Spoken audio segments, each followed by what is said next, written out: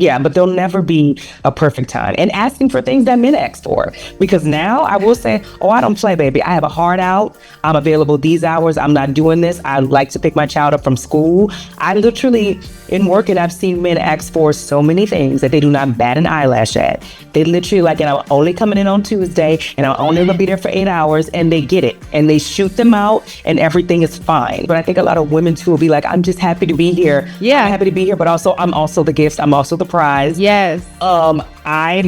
These are my office hours. So I'm willing to, obviously, I'm an actor. This is my job. But I think also advocating for yourself in that way, too, and going, no, I can't sit here and rot for 16 hours on set. Welcome to the Mommy Actor Podcast, where I talk to women who have the audacity to be dreamers and mothers. I am your host, Tara Strong Lyons, and today I have the incredible improv queen, writer, actor, and producer, Lyric Lewis, here with me. If this is your first time joining us, this podcast is for all creatives who have a dream of being successful artists, as well as raising a family. It's for women who dream of being Oscar Award winners and mothers. These are our stories. Mommy! Actor. Mommy! Actor. Mommy! Actor.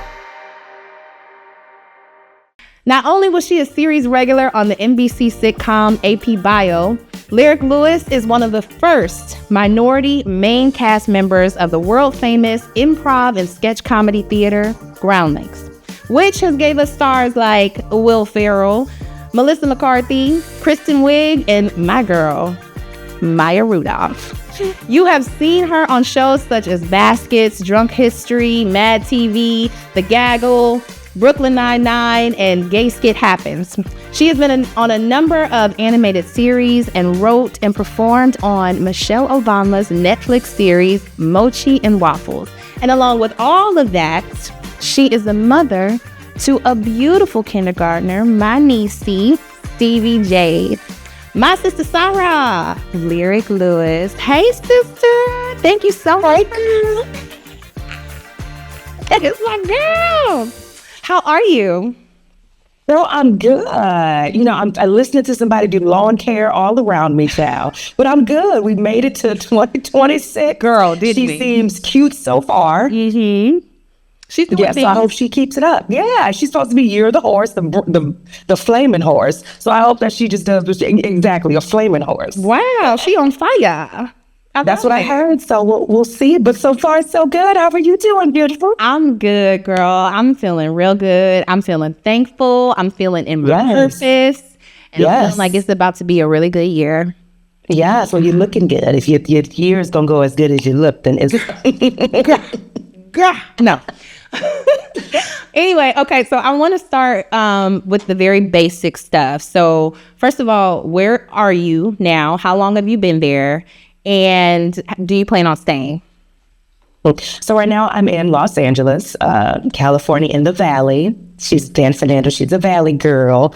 And I've been here for about LA since 2008. But just here since 2021. So like, what is that, 5 years almost? Mm. And I feel like I do plan on staying in LA. I know with the way everything, was going, that people were scooting and the industry was not industry. But I don't know why this whole time I've always felt a weird sense of calm, and it's very weird. And I won't even say it's weird. I thank God for the feeling that I had, that I was like, I never felt like too nervous or like, oh, this isn't going to work out. So we will be here. Like, it's definitely, LA is definitely home now. And especially, as far as my daughter's concerned, she'll be 6 in March, and like, it's absolutely her home too. So yes, we shall be here. I just need her to get it together, but we'll be here. Nice. So, I want to talk about this too. How we met. It was just God, right? Well, not because I wanted to do Groundlings. So I met you. You were my teacher in basic. Yes. And then obviously we stayed in touch.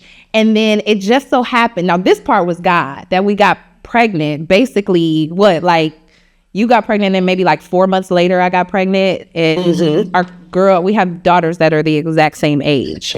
Yes. So this is like, it's been very interesting to, have a friend with a kid who is like the exact same age, because I left Los Angeles. And obviously now a lot of people don't know I live in Nashville now. And like, I don't have that. Like, I don't have that here now, especially moms who are also in the industry with kids who are my age. And so, and I feel like there's less opportunity and chance for that here. So I don't know. I guess I just wanted to vent that out because I guess that part does matter when you're deciding where you want to live and where you want to, have your life. You have to think about, what your community is going to look like. So, yeah.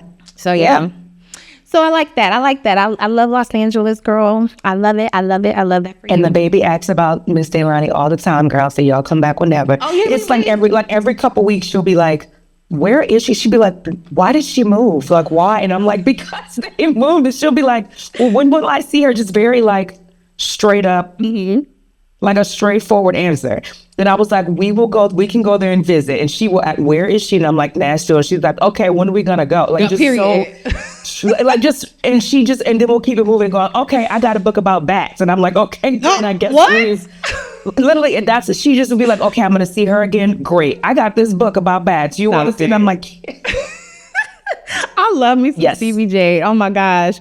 Okay, so we're gonna do a trip. We're gonna do a girls trip. Yes, we gotta do a little girls trip. Let's do that. So tell me, I want to start because I feel like a lot of our story starts with being an artist. Like a lot of women, or I would say most women, maybe not most women, but like most women want to be mothers. Like they think about it in, as children, they're like, I want to be a mom one day. But like, where did your journey as a creative start? Ooh, so I say it started when I was little. Like honestly, like I mean, I've been performing for as long as I can remember, I feel like, but my mom somewhere along the line saw it where I'm originally from New Orleans. And so there I'd always kind of did stuff, but she put me in like summer theater camps early. Like I must have been like in, like the 3rd and 4th grade. And so that's where I feel like just doing a camp that my mom was like, you seem expressive. You love to talk. Go read somebody's playbill from there. From doing that, I feel like as that little, I locked in and I just loved performing so much. I loved the feeling of like, even at that age, transforming to somebody else, being able to say someone else's words, bringing a different fun story to life that like is this fantastical, musical situation. So I was really young when I would say I fell in love with it. And then I just kept going every summer. We moved to St. Paul, Minnesota when I was in the 6th grade, which was so tough. It's like the worst time to move, I feel like, as a child, as a little human, because it's right at that awkward stage where like between elementary and junior high, where like either you have all your elementary friends, so you think you have your posse, but then to move at that time and to have to make new friends in a different state. Mind you, that did not like, I sounded very country to them. They didn't get it. And so I feel like then the arts then doubly became like a different type of like safe haven for me. And my mom, when we first moved, did not have a ton of money. She had 4 kids. I'm the oldest of 4.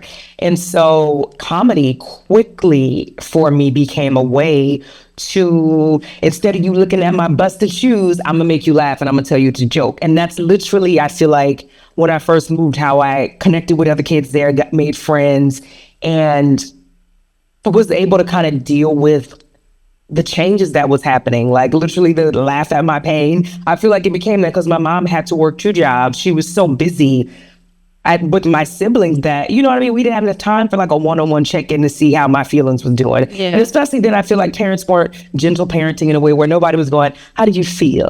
Like, how did you feel today? Like it was far off and in between, where for me, it turned into poetry and performing. And like, that became, so from a young age, that was like a very safe and creative outlet. And I knew then that I was good at it. Yeah. And so I poured my energy and everything into performing and the artistry, if you will. Love it, love it, love it. So that came at that time. So when did you decide you wanted to be a mom? And I mean, like I said, we all, we're like, okay, maybe one day I'll be a mom, one time, maybe one day I'll be a wife. But like, when were you like, no, I'm gonna have a kid? Or did you?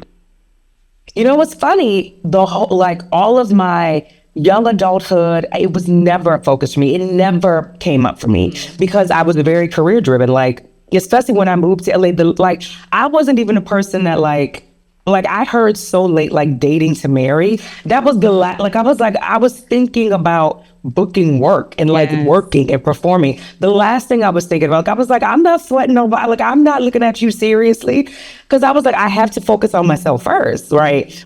That was my track mind. It wasn't until much later. It wasn't until like in my 30s. Like, once I was AP Bio was in a swing, you know, I felt like, okay, I'd accomplished certain things that I even was like, okay, I'm open to this. But yeah, it came much later. Like, when I was young, and even then I was like the most, I was like, if I do have kids, I was like, I want like one or two, but that was it. But I really was like, I was work focused and career focused first and foremost. And yes, but then I feel like it happened when it was supposed to happen, because then, like I said, I'd worked, I, you know, became a groundling before then, like accomplished the thing that I really wanted to do. So then it's like, okay, now I have the bandwidth, and now I can, you know, be open to that if it is to pass. Yes, yeah. So let's just jump right into it, since you already got into the AP Bio. So you were already into what, your second season as a series regular on AP Bio when you got pregnant, or? Yes, we were.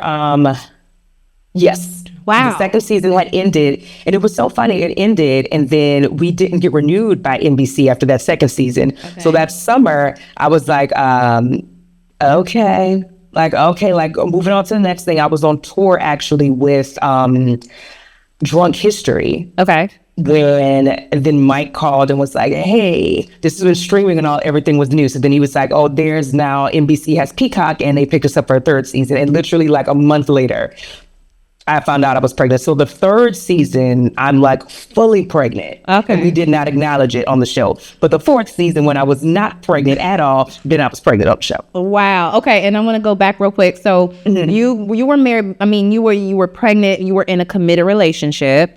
You want to put that in there. Yeah. So you were in a committed relationship. So you felt comfortable in a space to say, all right, well, I guess the show's not coming back. I'm in a relationship. How did he feel? Did he wanted to have kids, or was it like like we were engaged. We just got engaged, and we were high school sweethearts. So we had like just reconnected.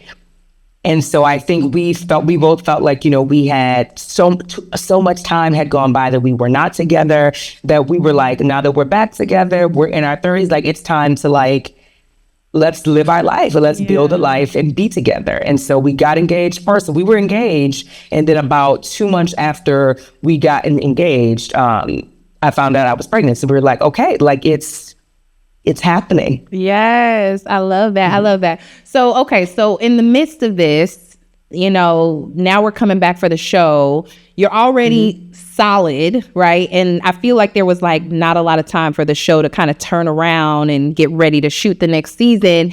Like, were you worried about telling anybody like, oh, I'm pregnant now? Or did it already work with the character? Like, how did that? I wasn't worried. And it's interesting because like right away, I told my showrunner. So like when we came back for season 3, we did like the writer's room and stuff that started, I want to say like that fall. Because I remember that August or September, I'd shot the American Barbecue Showdown on Netflix when I was still like 15, 16 weeks. So before I left to go do that, like in August, I told the showrunner, and he told the writers, and I was like, I just want to let you know, because I didn't know exactly when we were going into production. So I was like, we go into production, which we went in production that year in January, I was like, I'm gonna be booming. But if we go earlier, then like, you know, we can kind of work around it. But he totally was so supportive, appreciative. We discussed like pregnancy things, because he was like, okay, what's like tropes? So we discussed like, you know, you can't eat this, the idea of, you know, whatever that, like we fully had a full on conversation about it. And he was really great. And he, and I thought, because it was so interesting, because for season 3, and I think that maybe whatever stories they had broken, they just had not planned for Steph to be pregnant, so it just didn't go in. So like they shot me from like the waist up, but my face was booming. By the time we went, like literally every month, every day, before we went back into production, you probably couldn't tell from the neck down. The day we started shooting, it was like boom.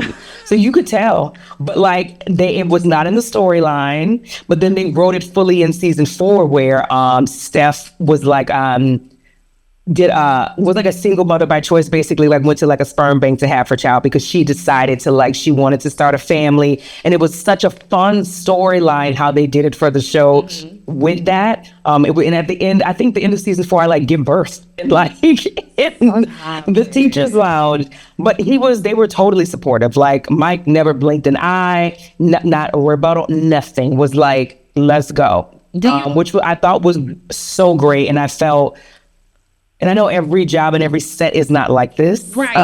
Especially from what I've heard. I felt so supported and seen when I was shooting.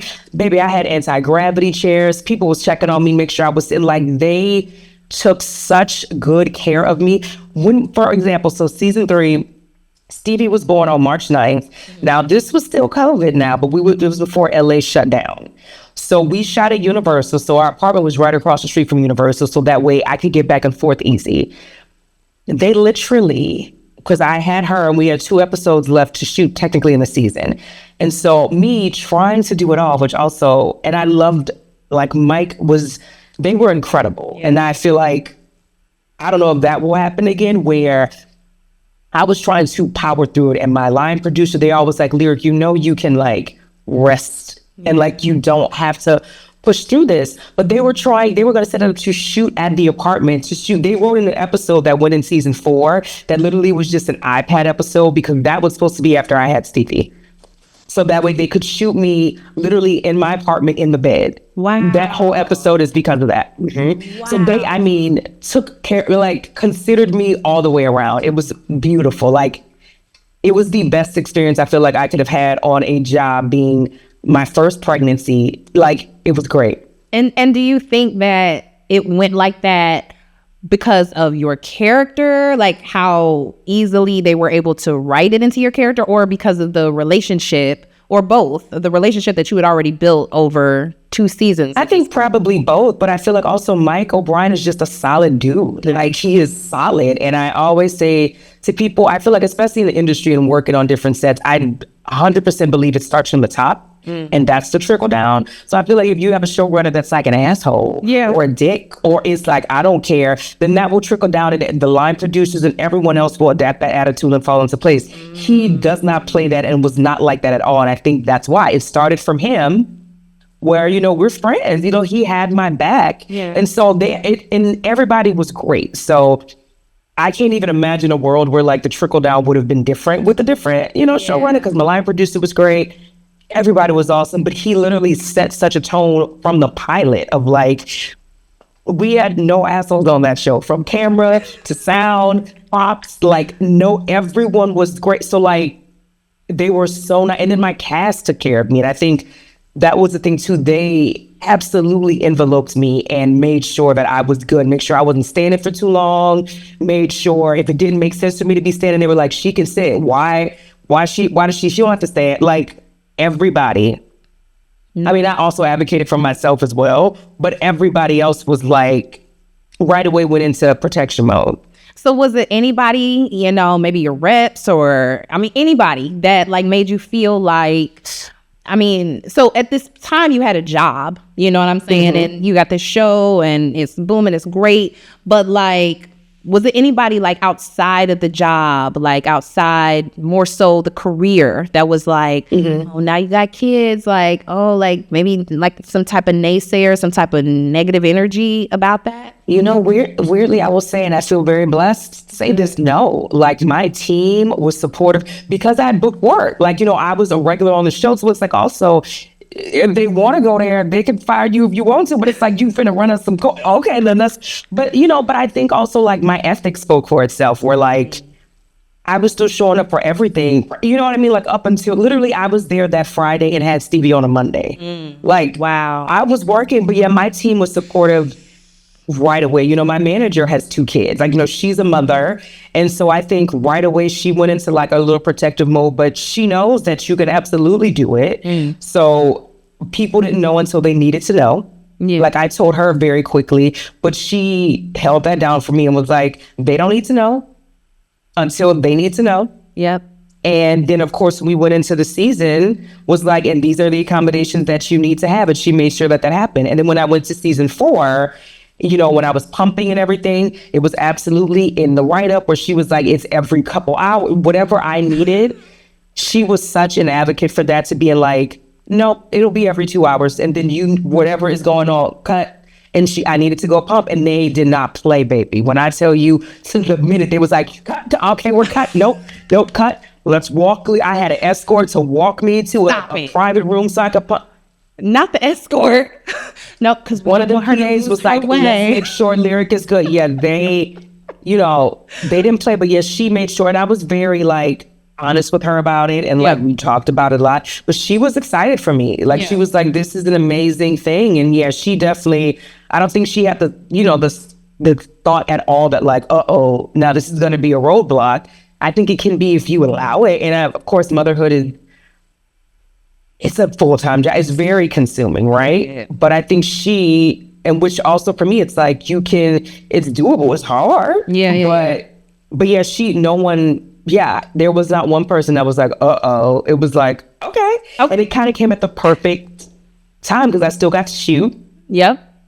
And then COVID happened. And so the industry shut down for a year. And she literally told me, and she was like, I know you did not plan this, but she was like, you were so lucky because the industry shut down with you. So she was like, you didn't have to rush and like lose 30 pounds or like feel this. Like I literally got to, and then we got renewed during the pandemic. So then I knew I was going back to work. And they were going to bring you back pregnant. So I literally got to enjoy my baby's first year knowing I had a job. Like it was the best. It was such a blessing that Okay, so just the fact that you were calling it a blessing, like would you say, and with the stories of your friends, maybe other actors, would you say that the industry is headed in a way that is more supportive of women being mothers? I think so. I think it is. And like, I know I've heard stories before in the past of like where it wasn't. Like even people trying to pump was like, not a thing. So, you know what I mean? To like have to stop and pump. Like I've heard stories of people like, you know, leaking through their costumes and things like that. Or just having to, within 6 weeks, like the 6-week turnaround to me now after, and I know COVID was, you know, its own thing, but like I cannot imagine birthing a child and then 6 weeks wrapping myself up to go get on set. Like, and I know some people do it. And after 6 weeks, granted, I felt fine. Yeah. But to be like, and now I'm going to go back to being on set for 12 hours. Leaving like, my kid. Leaving my baby. No. Like I think now people are more aware of it and are more like, we don't have to do all that. Like, and I even talking to women that are showrunners and like run shows, and they're like, even how they break down schedules. Like I was so interested, like any woman I work with that's like a director, if a woman was directing that episode, I would talk with them. I knew showrunners. And I think women have this natural thing of like, we don't need to be here for 18 hours. Like, you get what you need to get help because people are like, we families. Like, what, ain't nobody about to get this last Ronin shot for what? You're right. A TV show, a half-an-hour TV show. Child, what you doing? This is a sitcom. Ain't nobody trying to get no inside angle shot. But I think now it is becoming more inclusive and just understanding of all the levels of it. And yes, and like, just the completeness of it, I do think it is moving in a way that is more positive and more inclusive for mothers to feel like I can start a family and still have this entire career that I don't have to pick one. I love that. Yeah, my mom, she was an actor, but she went back to work at 6 weeks. She was like, in 6 weeks, I put you in a daycare and boom, I was back at work. I'm like, I think she was doing insurance or something at that time. And I'm like how, it was almost like punishment. At that time, like punishment, like, oh, okay, well, you had the audacity to have a job, even though who in this society can go without having a job or even be a one income household, you know what I mean? But like, since you want to have a job, well, you got to go back 6 weeks, had your baby, you know? Yeah. Anyway, okay. So what would you say to a woman who is pursuing a career in acting or in any creative space, and is thinking about being a mom? Like, what would your advice be? I guess I would say just to be honest with yourself about your boundaries and your limits and just about who you are and what you want from it. I think in entertainment and the arts, I think acting especially, you can get caught up in like chasing things. I feel like chasing the next job or like trying to keep up with the Joneses, the social media of it all, and feel like everybody else is doing something. And like the comparison game, which we all know comparison is the joy killer, right? Yes. So it's like, I think it's easy to get caught up in that, but I think if you really want a career, like you can have it all. I think, but you just have to be honest with yourself and your boundaries, right? Know what you're willing to do and not willing to do. Know what your limits are and to not push yourself physically, mentally, emotionally, you know what I'm saying, in a realm that isn't healthy versus the job that is for you will be for you, right? And it's like, it's okay to, like, I even kind of have that now, like Stevie's getting older now, but like, I still feel like, you know, I don't want to miss things that I won't get back. Like, I want to do her bedtime routine, right? I don't necessarily want to be filming in Ireland right now, right? It would be great, but it's like, some things you don't get back. And I think when you choose to be a parent and you choose to bring life into this world, when your child chooses you, it's like you have to me, you have to be realistic about what you're sacrificing, that it's a great sacrifice, but it's like you may have to, for some years, be present with your child or not. Because like, no shade, to each its own, but it's like, I think that you just have to be really honest with yourself about that, and that this industry is fast paced, it's moving, you're as good as your last job, you do in a way have to be out there and connecting, so it's like that has to come into play. You got to take care of yourself, you got to do all the things. The neck is necking today, but she gonna disappear, so but like, you know, you got to do this, but then you also know you have to pour into this human that did not ask to be here, right? And to check in with yourself to see if you're at a place in your career where you're ready to, if you do need to take a pause and a beat, that you're okay with that and you're not resentful to anybody for the pause that you may have to take or you may not, right? But I think that's the biggest thing. Be okay with saying no to things. Yes. And going, not right now. Nope. I can't do that right now. And that's okay. Yeah. You know? Yeah. I love that. I love that. It's so crazy that you say that because I feel like it was kind of a perfect situation for me too, because I got pregnant October of 2018. And so in the industry shut down April of 2019. So I was still auditioning. Like I was within like 4 months, 4 months you're not really showing. So I'm still auditioning. And then all of a sudden, industry was shut down. And then I had her and it was a year of just like, so I feel like I was very blessed. And then with my second, it was the strike. Like I literally got pregnant when the strike like kind of started. And so there was a little bit of time there, but like, you never know. At the end of the day, you never know what is going to be going on in the world. If you want to have a kid and you're at a certain age or whatever it is, just have one, because it'll never be a perfect time, like ever. And I do think with the right support system and you just, like I said, answering the hard questions to yourself, you can be totally prepared for it. You know what I mean? But there'll never be a perfect time. And asking for things that men ask for. Because now I will say, I don't play, baby. I have a heart out. I'm available these hours. I'm not doing this. I like to pick my child up from school. I literally, in work, and I've seen men ask for so many things that they do not bat an eyelash at. They literally like, and I'm only coming in on Tuesday and I'm only gonna be there for 8 hours, and they get it and they shoot them out and everything is fine. And I feel like a lot of people, so it's like newcomers, but I think a lot of women too will be like, I'm just happy to be here. Yeah. I'm happy to be here, but also I'm also the gift. I'm also the prize. yes. These are my office hours. I'm willing to, obviously I'm an actor. This is my job. But I think also advocating for yourself in that way too, and going, no, I can't sit here and rot for 16 hours on set. I have a family, you know what I mean? And just feeling comfortable and in your power to take your power back in a way too, I love that. I love that. So I definitely want to get into this question because I know we're running out of time. But so Regina King has talked about being a single mom and how she was also recording Boondocks and she was doing Southland at the same time as she was raising her small child. What is that like for you? I know, we talked about the decision to have a kid. You were in a committed relationship. But now how are things? I mean, starting not just as a 6-year-old, but like starting, I guess, from whenever you became single. Yeah, she was 3, so she was turning 4 that March, so she was 3, it was that January. And it's interesting because I feel like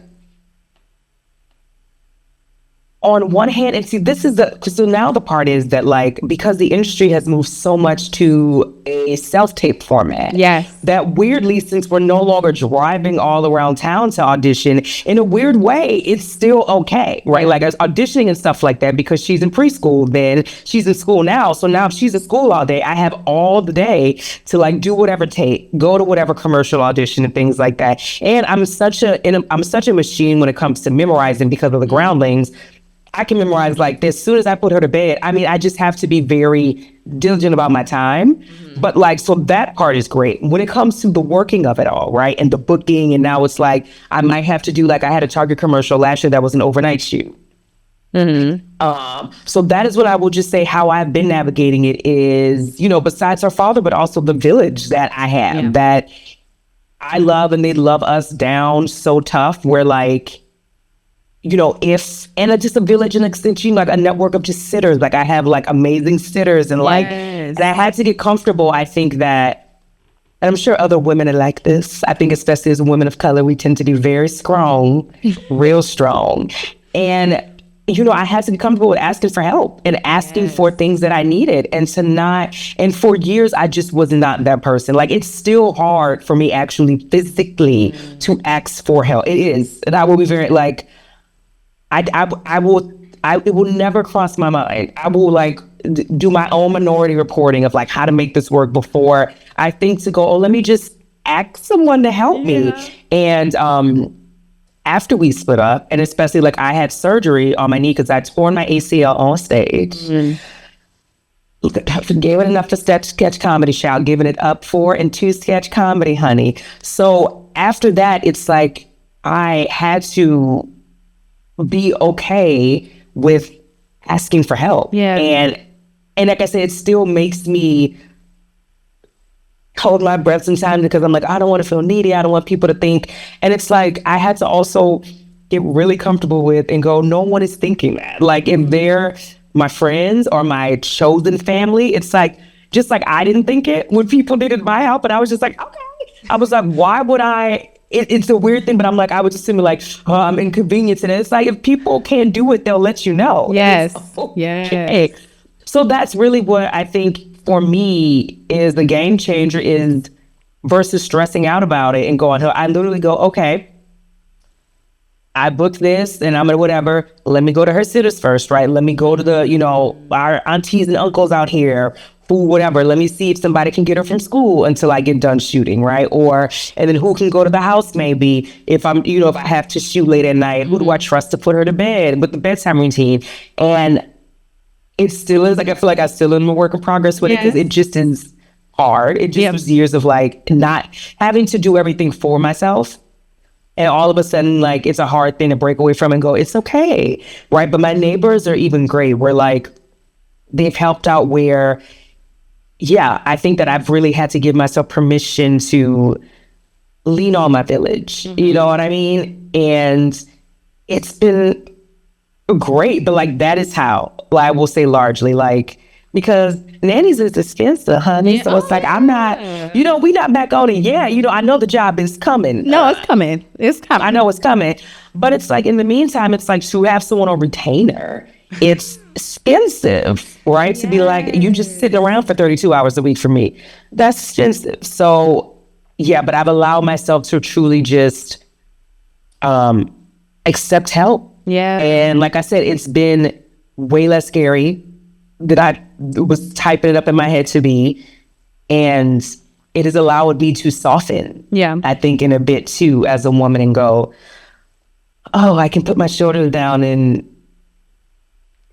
I can accept this help. But that's like the biggest thing has been the village to show up and go. And I feel like I've been very blessed and lucky to where the things that I have booked and I've worked have thank God, been during the day. Yeah. Like it just worked out by the grace of God, where it's like she's been in school, or the most it is a sitter picking her up for the last hour that I'm on set. Like I've gotten very lucky. Mother's calling in a multicam so I can get that 9 to 5 action. But still, to that, like you said, like, you know, as a creative, that's what we want. Like that's what everybody wants, is to like work during the week and have the weekend off, work 9 to 5. So a lot of production. I think a lot of like maybe new people to the industry or younger people who haven't done a lot, they don't realize that, like, you know, once you get, especially when your kid gets to a certain age, you know, and they have daycare or they have school, like you'll be working during the day, you'll be working during hours, you know, once you get the job, you know. So yeah, even though yes, you have been extremely lucky, like that's kind of what you're looking at, unless you have to travel. Or even like when I was on AP Bio, like we had days that I would have to be there at like 6 a.m. Or some days we would start in late and not get done till like 10 or 11. So that's why I'm like, the single cam life can be the big long days where obviously I'm open to that too. If that's my job, then let's go. But I think, you know, things are seeming a lot reasonable now too, where from the jobs that I have done and just other people's jobs, I think people are being more economical. I think on sets where people are getting it done. Love it. Yes. I love it. I want to talk about Groundlings because I know, you know, being there, how long has your career at Groundlings been? Like, I will be 10 years old in the main company in May of this year. Well, that's when you became but before that. In the company. Yes. So before that, I started in 2008, like as a student. Oh, wow. Yeah. So this is like going on 17 years? Yeah. Wow. Because it was 8 years as a student pretty much, and then now 10 years in the company. Yeah. So wow, like it goes back to having that village. So these people really have like known you, like they've known you. They knew you before you were a mom and like really have grown with you. And that's a part of like growing if you are an actress who is deciding, okay, I want to be a mom. I want to start a career in a creative space, but I don't live with my family, right? And we probably should have said that earlier, that you don't have any like blood relatives that are with you in Los Angeles. You know, where do I start? Like, I think the first thing you need to start with is like some real connection, like a real village. What is that like? What is that like growing a career through a theater school and like supporting each other in that way? Because I know, you know, other people will get other opportunities because of, you know, whoever they know or whoever their management is. But what is that like? And what was it like creating something like a chit, or creating, like, do you call each other up and like, hey, what's up? You know, I got this idea, or is that not normal? Yeah, I mean, I feel like it felt, and first I will touch on like the first question, that it feels amazing to, you know, have the Groundlings as a community, that we can like lean on each other for each other and do that. And like, it's weird because we still, of course, with any, I feel like big body, you know, group or whatever, that there's still like pockets here and there and smaller factions. But the thing we all have in common, I will say, is that we are all incredibly talented. And like, so that comedic thing that we all have in common is so nice to have that, you know, whoever you with, whatever the combo is at whatever time, it's rock stars all across the board. And with Chit, how that came about, so they were shooting videos. I don't even know how much longer before we did ours, but they had been doing videos. Jay and Kyle, Jay Renshaw and Kyle Kennedy, and they had been doing things. And it's such funny because people had done little things on the side together and like done shows or whatever together, but this is when we decided in theater to kind of really take a deep dive into social media stuff and, you know, posting our own stuff, and kind of during the lull of the strike and during the lull of just like the industry trying to swing back, going, okay, what can we do as these comedians to like just make things that kept us, you know, feeling creative or whatever. So they had been shooting things, and they just hit me up one day. Like Jay hit me up one day, and we had done, I think, only one main show together before this. No, two. maybe one. We worked together before, but like just hit me up and they were like, this was already kind of a little bit of a machine they had before, but he was just like, we have this idea with the character that I do. He was like, where it's an office situation. And so right away, I love Kyle. We had like Sunday company together. We got in the main company together. So Kyle was shooting it and I loved Jay as well. Like we, hadn't worked together that long, but I'd always enjoyed him. Mm-hmm. So I was like, okay, like I was already there teaching. So I think whatever class, it must have been like a writing lab or something like that I was doing. So I was like, I'll be there already. Let's go. Okay, sign me up. But I was like, I got 10, 15 minutes. I had to pick Stevie up from school. So that another thing that I was like, how did that work into being a mom and having your responsibility to your kid? Yes, and Jay and Kyle are so great and I've always, and Jay is, they are incredible when it comes to that. They're very much aware, but I'm like, unless her father can pick her up, it's me. And so like, I was very much like, I have to leave by this time. I have a card out. I'm looking at the clock.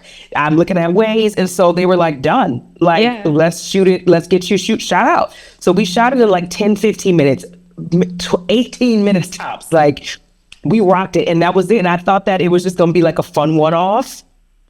Took off, and that was all she wrote. And so now Linda is Linda Ing. And girl, I got prayer candles people that made for us, little dolls, people in crochet dolls that made. Stop it. It's like a fan club.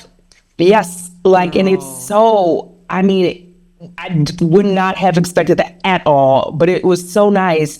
And I feel like it came at a perfect time where I know I was kind of spinning my wheels and going like, was I as funny as I thought I was? Like, am I an actor? Because Dominic sent it to me. It was on Instagram. He was like, "Ain't this your girl?" And I'm like, "What is this? This is crazy." It was the girl, and I'm literally on the floor laughing because it's so stupid. Y'all are stupid. It was and it was so fun, and now it's just taken off and it's a life of its own. And that even itself was such a blessing. Yeah, and I tell Jay and Kyle all the time that I'm so grateful.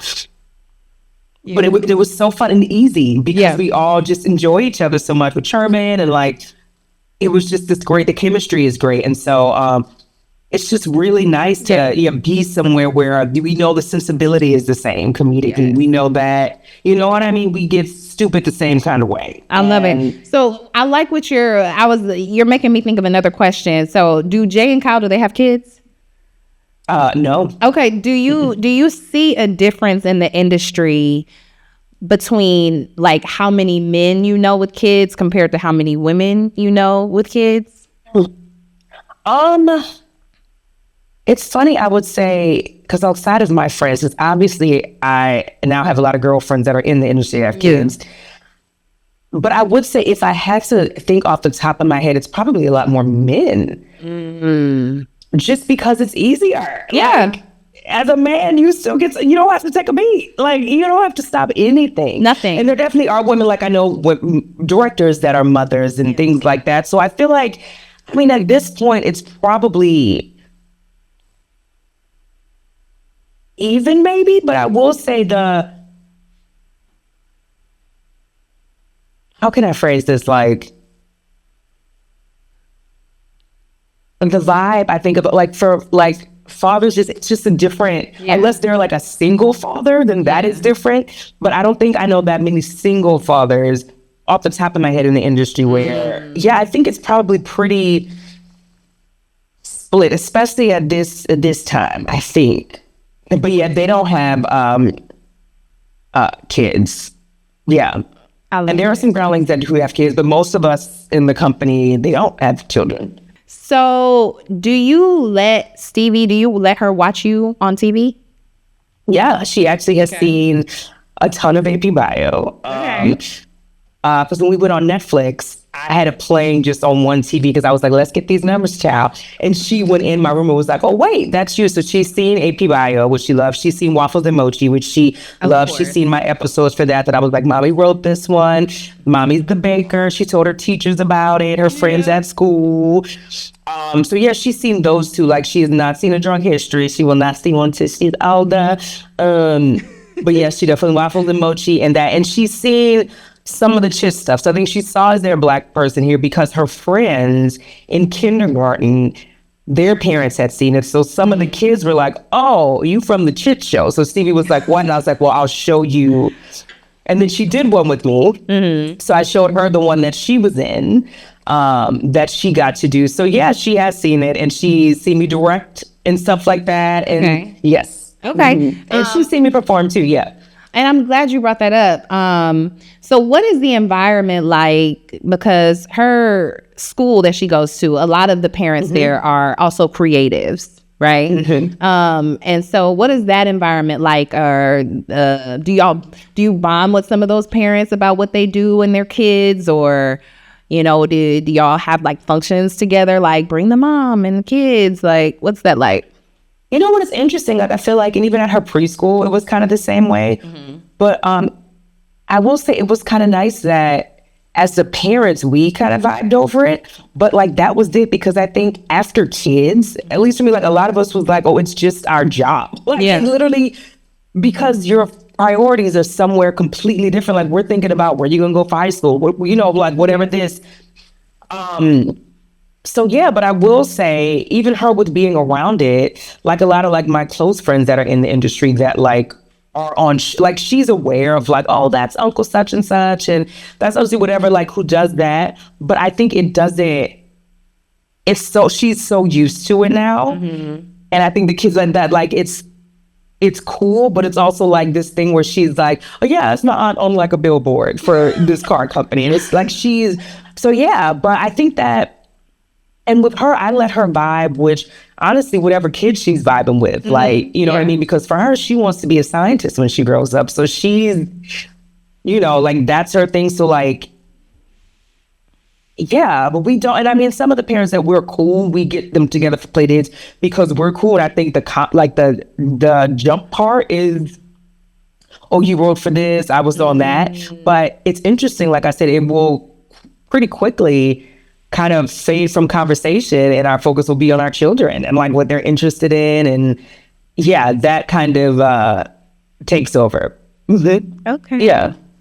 Okay, I love that. I feel like once you get to a place in your career where you're like, okay, yeah, it's cool, it's fun that y'all get to see me on TV, and I get to work on TV, and I get to meet people that I've seen forever.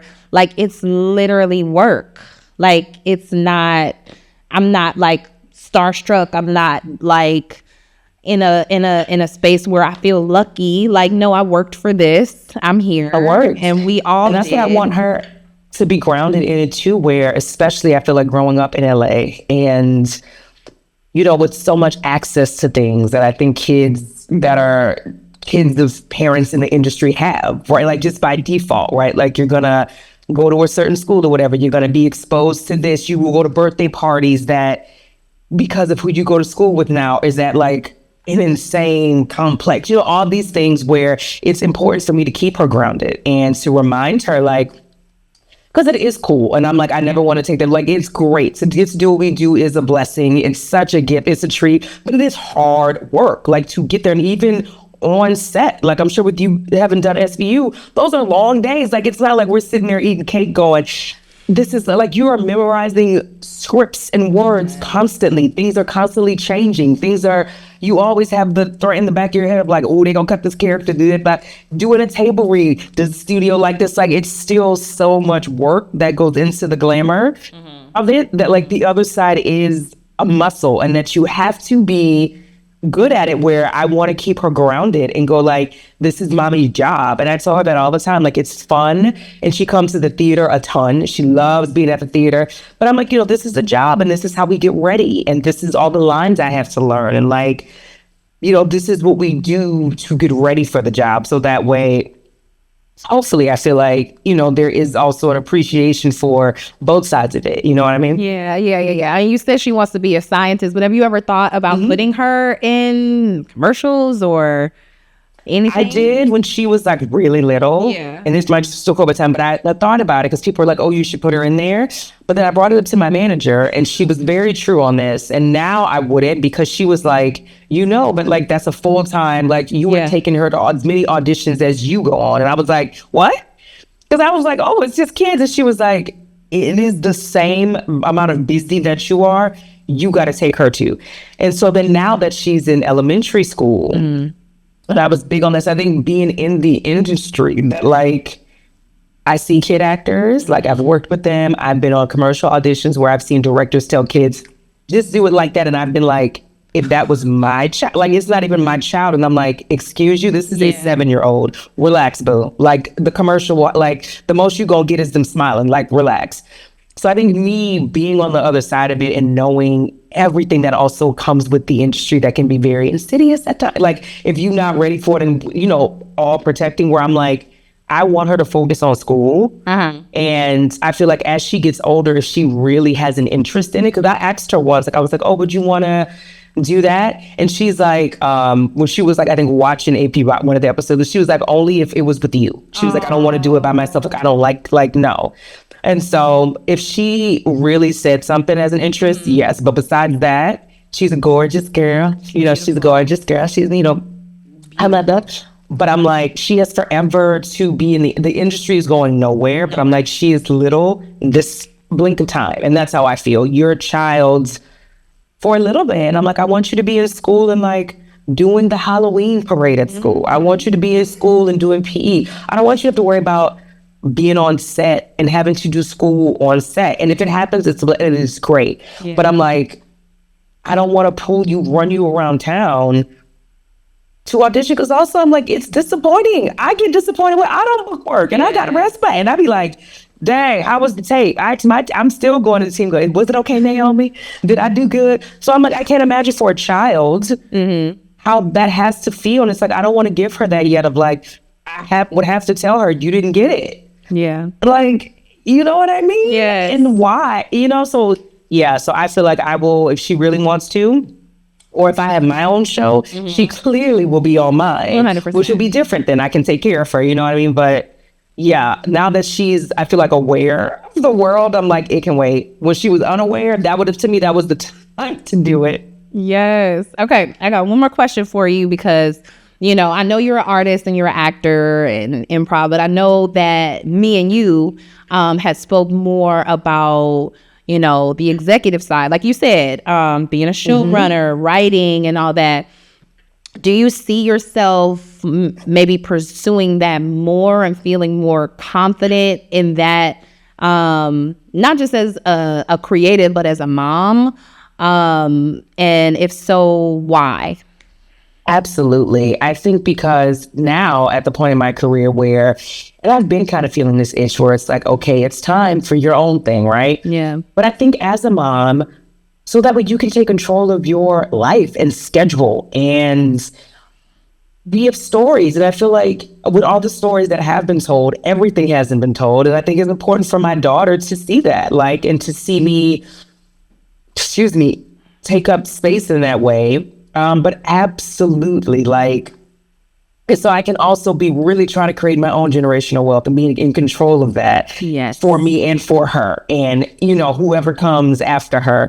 But yes. And I think I'm way more confident about it now. It's funny because, like, and me and my team have been spoken about it. Had like ideas floating, but it's terrifying. I will say, to be honest, and it's so vulnerable to really be like, I'm going to write something to pitch, to like have people rip it apart, have people note it to death, have people, everything that you loved about something, to take it away. But now I'm finally, I think, in a place in my career and in my womanhood and as an artist that you have to be willing to say, like, I'm like, to me, to not pursue the dream is, I want it more than I'm afraid of the note or whatever, like now. But I didn't always feel that way. It was scary where I was like, and I feel like, so this is where I feel like Jesus was like, no, you got to step into the gift that I'm giving you. Because I think for a while I was also like, I'm going to, like, the next job is coming, so I don't have to, or the next series. When I think it's still coming, but I think finally now I'm like,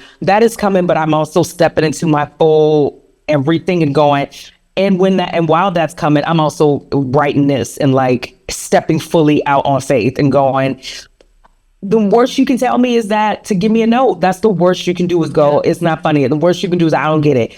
Great.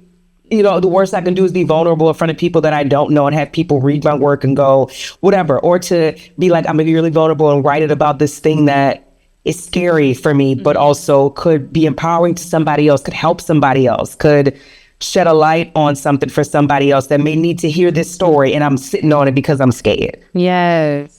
And I think it's important for our kids, especially our little girls, to see that and to 100%. to know that their voice and their stories matter, and that even whatever could have happened is a chapter in your book and it's not the whole book. But some people still might really need to read that chapter. Yes, I love that. Oh, I'm stealing that one. I like that. That's not your whole book, but it's a chapter, and It's a chapter. and you needed it. You needed it to but- be.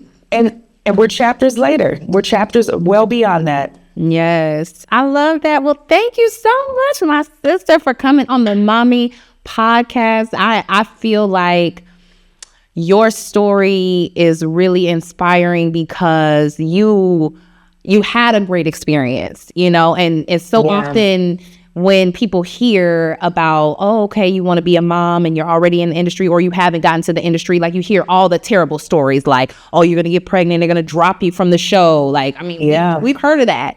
We've seen that. And so it's always good to hear a positive story and see that you're doing good. And So thank you for having me. Yes, This was such a fun little conversation. Just thank you. This is great. Yes. Yeah. And do you have anything else that's upcoming that you want to share? I will say, just so whoever's listening, continue to watch the Chip videos. How we go continue to roll out. Let Linda know what you think, or even send us ideas and stuff. I'm sure, like, why not, right? And let's see. And that's it for right now. I think Chip is like, we're shooting them on a regular basis. Really? So like that takes up, so that takes up the bulk of my time between directing and teaching and mothering. But keep watching that. Always check out AP Bio, honey. I don't know if she's still on Netflix, but check it out. Peacock, look it up, purchase. Why don't you check out AP Bio? Check out Waffle the Emoji. We can see all the things. Okay. Visual. We love Follow it. me on the things. Follow me on Instagram. I'm trying to get better about my socials this year. Girl, I'm getting better, y'all. Aren't we, y'all? And So we're we can all see- trying to. And We could see all the chits on Lyric Lewis at Lyric Lewis on Instagram. Lewis, yes, you can see all the chits. I'm trying to get better. I'm trying to keep it authentic, though. That's why it's, I'm trying to decide what am I trying to do, right? To keep it authentic. But follow me. If I see the message, I will respond. Come check me if you are in LA or you're ever here. Come to the Groundlings. Come see a live show. If you see that I'm performing or whatever, come through. Come say hi, you know what I mean? Highly recommend Groundlings. I mean, if you're not taking it as a student, just go to the show because you're gonna learn and you're gonna be inspired. Well, thank you again, sister. Thank you. Okay, again, y'all, this is the Mommy Actor Podcast. Thank you so much to Alicia Bailey, Des Perry, and everybody at the Moment of Creation Studio team for everything that you do to make this podcast a reality. God truly brought us together to make this happen. Seriously, like, I can't even talk enough about how this stage and this conversation is so important, and MOC, y'all really brought it together. So thank you so much for that. Again, in affiliation with the SAG-AFTRA Actors Labor Union, this is the Mommy Actor Podcast, and I'll see you next time. Thank you so much, sister. Yes, you're the best. Oh my God, every crazy idea I come up with and I call you, you be like, girl, come on, yeah, let's do it.